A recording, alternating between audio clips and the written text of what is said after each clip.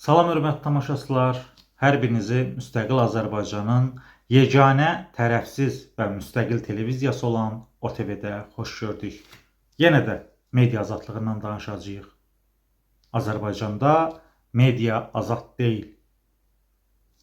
Bunun birinci səbəbkarı elə xalqın özüdür. Medianın azad olmamasının 50% günahkarı hakimiyyət isə elə digər yerdə qalan 50%-i də xalqdır. Xalq azad medianı tələb etmədikcə hakimiyyət onu bu xalqa verməyəcək. Azərbaycanda azad media 2005-ci ildən sonra yavaş-yavaş boğulmağa başladı. Burada müxalifət liderlərinin, keçmiş və klassik müxalifətçilərin də rolu, payı az olmadı. Həmin dövrü yaşayanlar yaxşı bilir ki, neçə ki Azərbaycan dövlət olaraq zəif idi, mediası güclü. Sonradan dövlət yavaş-yavaş güclənməyə və avtoritarlaşmağa başladı. O zaman medianın gücü zəiflədi. Tarixən həmişə belə olub. O ölkələrdə media güclü olur ki, ya dövlət özü super gücdür beynəlxalq müstəvidə, ya da ki, dövlət olduqca zəifdir, media özünü əsl 4-cü hakimiyyət, bəzi hallarda isə 2-ci, 3-cü hakimiyyət kimi apara bilir. Hazırda Azərbaycanda medianın, yəni azad medianın olmamasının başlıca səbəbi hələ 90-cı illərdən üzü bəri ölkəmizdə tərəfsiz, bitərəf medianın formalaşa bilməməsi ilə əlaqədardır. Azərbaycan müstəqilliyini qazandığı ilk illərdən başlayaraq ölkə mediası, mətbuatı tərəf oldu. Ya müxalifətin, ya da ki, iqtidarın. Hətta Səs qəzeti yarananda müxalif düşərgənin, yəni Yeni Azərbaycan Partiyasının orqanı kimi fəaliyyətə başlamışdı. Üzdə ilk vaxtlar müstəqil ictimai-siyasi qəzeti idi. Amma həmin dövrdə hakimiyyətdə Ayaz Mütəllibov idi. Əvvəlcə onlara müxalif oldular, daha sonra Xalq Cəbhəsinə, sonra iqtidar oldular və başladılar əvvəlki iqtidarın, sonraki müxalifətin gönünə döşəməyə. Və bu qəbildən nümunələri artıra bilərik. Azadlıq qəzeti də tərəf olub, Müsavat qəzeti də hamısının adından da bəllidir. Sadəcə Azadlıq və Müsavat qəzetləri yarandığı ilk aylarda, ilk 2 il ərzində müəyyən qədər tərəfsiz mövqe sərgiləməyə çalışdılar. Amma tamamilə müstəqil fəaliyyət göstərmədilər. Və ona görədir ki, Azərbaycanda tərəfsiz və müstəqil medianın olmaması və yaxud da hər hamısının tərəf olması sonraki proseslərdə media azadlığını demək olar ki, mühasirəyə aldı, daha sonra onu tamamilə dırnaq içərisində məhv elədi. Bugün Azərbaycanda jurnalistlərin də böyük əksəriyyəti tərəfdir. Ya iqtidarın, ya müxalifətin tərəfsiz jurnalist də demək olar ki, yoxdur. Tək-tük 1-2 nəfərə çıxmaq şərti ilə. Azərbaycanda mətbuatın və medianın formuluna, düsturuna uyğun özünə yol əqidə cızan nə jurnalist qalıb, nə də ki, mətbuat və yaxud da media resursu. Mənim bu dediklərim külliyyat demək deyil. Ən azı 99,9% belədir.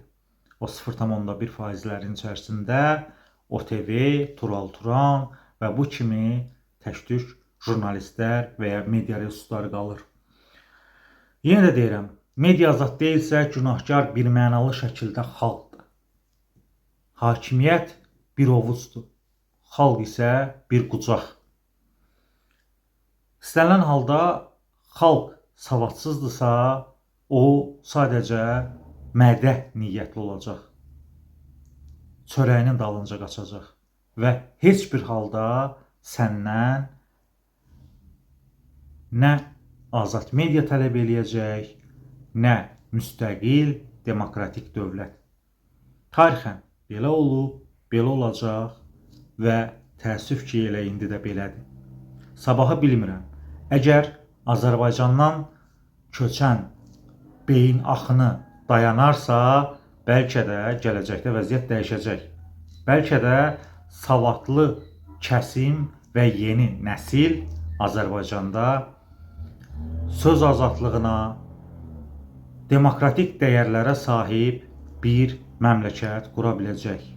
İndi özümüzü əsir götürmüşük.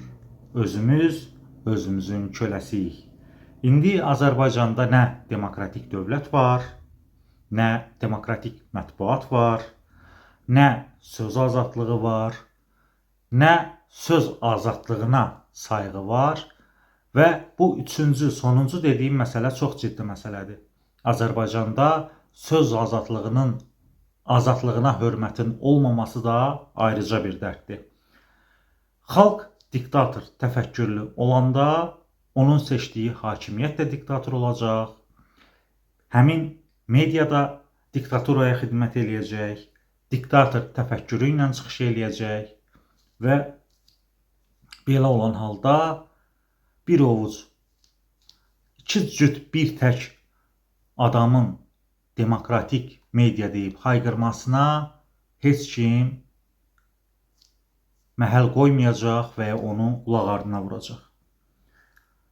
Təəssüf ki, bugün Azərbaycanda 2-3 əli qələmli var ki, əqidəsini satmayıblar, onlar da susmağı üstün tuturlar. Susurlar ki, başları salamat olsun.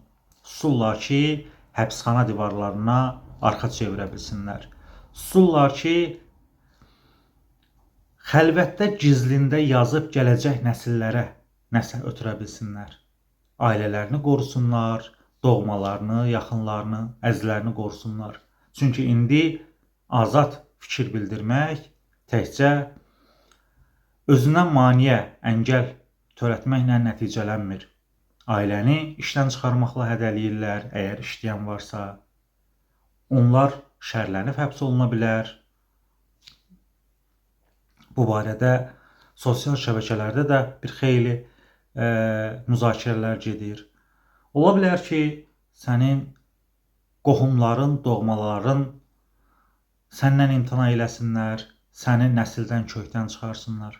Bax, belə hörmətli tamaşaçılar, ona görə də heç kimdə, nə hakimiyyətdə, nə onun hər hansı bir nümayəndəsində söz azadlığının olmamasına görə nöqsan, bəhanə axtarmayın. Ən böyük günahkar elə xalq olaraq özümüzük. Nə vaxt ki, söz azadlığına sayğımız olacaq, nə vaxt ki, demokratik dəyərlərə sayğı duyacağıq, onda azad və özgür mediamız da olacaq, o zaman azad və demokratik dövlətimiz, ölkəmizdə. Hər şey insandan başlayır. Hər şey təfəkkürdən, düşüncədən başlayır. Bizim düşüncəmiz hal-hazırda demokratik dəyərlərə, azad media anlayışına cavab verə bilmir. Daha doğrusu, kənardan bizə bu təlqin olunsa da, biz hələ ki bunu dərk eləyə bilməmişik. Qısa və bir cümləlik sübut. 1992-ci ilin iyun ayının 7-sində Azərbaycanda demokratik yolla seçilən bir hakimiyyət gəldi. Əbülfəz Elçibəy hakimiyyəti. Amma xalqın onun düşüncəsinə tabı cəmi bir il çəkdi. Bir ildən sonra xalq əl çala-çala hakimiyyətə gətirdiyi Elçibəyi daşqalaq eləyib Kələkiyə, doğma kəndinə yola saldı. Belə, sağ olun, salamat qalın. OTV-ni izləməyi, kanalımıza abunə olmağı, verilişlərimizi bəyənməyi və şərh yazmağı da unutmayın. Hələlik.